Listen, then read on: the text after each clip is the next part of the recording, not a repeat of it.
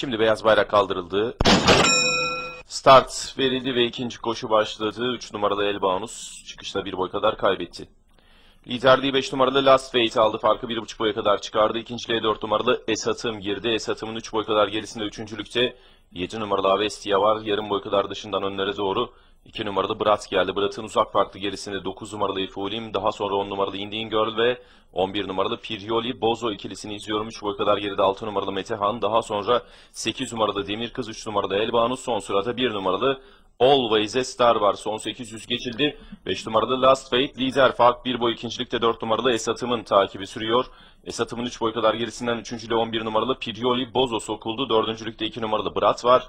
Brat'ın uzak farklı gerisinde 7 numaralı Avestia vardı. Hemen dışından 6 numaralı Metehan, 1 numaralı Always a Star ve 3 numaralı Elbanus üçlüsü öndeki grubu yakalama peşinde. Son 600 geçildi. 5 numaralı Last Fate temposundan hiçbir şey kaybetmedi. Farkı 3 boya kadar çıkardı. 4 numaralı Esat'ım ikincilikte, üçüncülükte 11 numaralı Pirioli Bozo var. 4. de 1 numaralı Always a Star girdi. Viraj dönüldü. 5 numaralı Last Fate virajı da önde döndü. Ortadan 4 numaralı Esat'ımın, dışarıdan 11 numaralı Pirioli Bozo'nun, en dıştan da 1 numaralı Always a Star'ın çabalarını izliyorum. Son 200'e doğru gelinirken dışarıdan gelen 1 numaralı Always a Star'dı. İzerdiği aldı. Farkı 1,5 boya kadar çıkardı. Aralardan da 6 numaralı Metehan'ın çabalarını izliyorum. Son 200'ü 2,5 boy farkla 1 numaralı Always a Star önde geçiyor. İçeriden 6 numaralı Metehan geliyor. Son 50.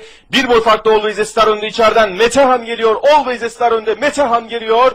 1 numaralı Always a Star kazanıyor. 6 numaralı Metehan ikinci. 11 numaralı Pirioli Bozo üçüncü. 2 numaralı Brat da dördüncü oldu. Koşuyu 1 numaralı Always a Star Mehmet Çelik'le kazandı.